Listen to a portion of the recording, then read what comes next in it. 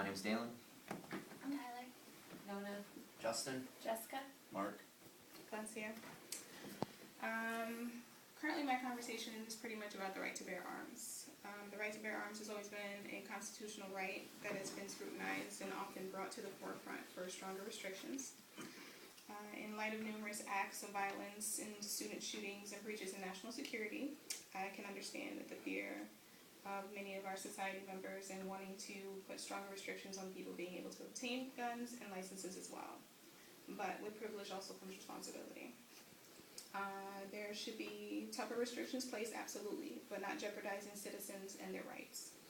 There's background checks put in place, stronger background checks, which include criminal individuals with mental illness.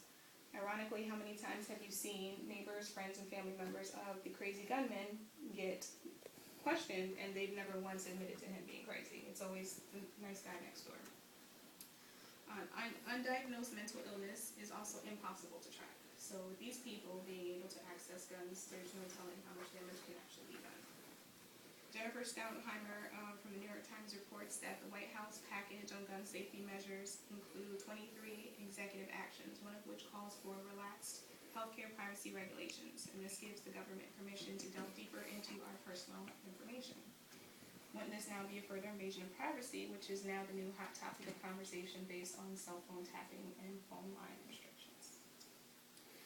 The NICS, formerly known as the National Instant Crime Background System, is specifically a list of prohibited purchasers, which includes felons, those with active domestic violence protective orders, and involuntarily committed individuals.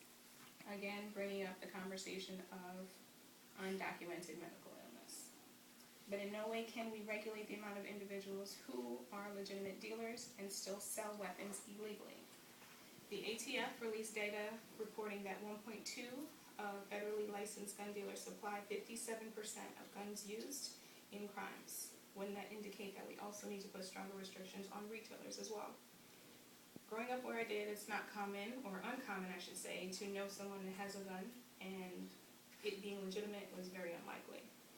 I can't remember a time where either my mother or father ever had to explain to me why I couldn't go to school, or why we had to lock the school down, or why there were shootings in school. It wasn't something that took place when I was growing up. Whenever we heard something that sounded anything like gunfire, more than likely it was an old car driving up the street that backfired. Now, my biggest fear is having to protect my child and explaining to her about having to go to the one other place in home that is supposed to be safe and protected. Now the topic of conversation is whether or not teachers should be allowed to carry firearms in school. According to statisticbrain.com, in April of 1999, there were 13 kids killed in Columbine High School. In April of 2007, there were 32 in Virginia Tech. And most recently, 26 killed in Sandy Hook Elementary.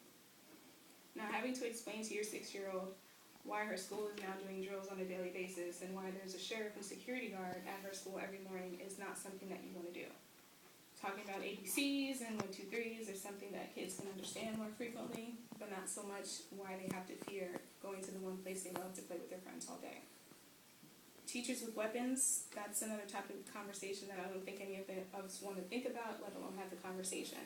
But imagine your child's student, or your child's teacher, I should say, having a gun in their desk, and that one kid who's in the class who hasn't been diagnosed suddenly gets hold of that weapon.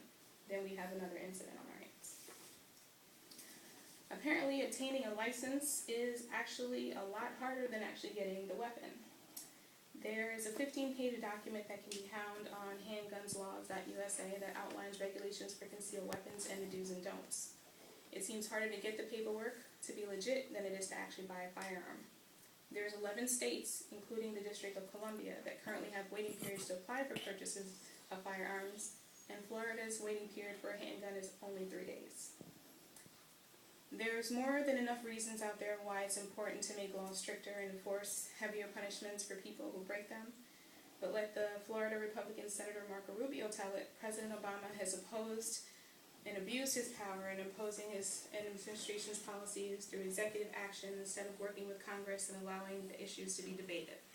But how long do we sit around and debate while the death toll continues to rise, while parents continue to bury their children, to senseless and random acts of violence in their schools, homes, and communities? How many children will grow up without their parents due to alarmingly increasing domestic violence homicides? And before we spring into action, I'm all for Americans and the constitutional right to bear arms, but at what cost to our future?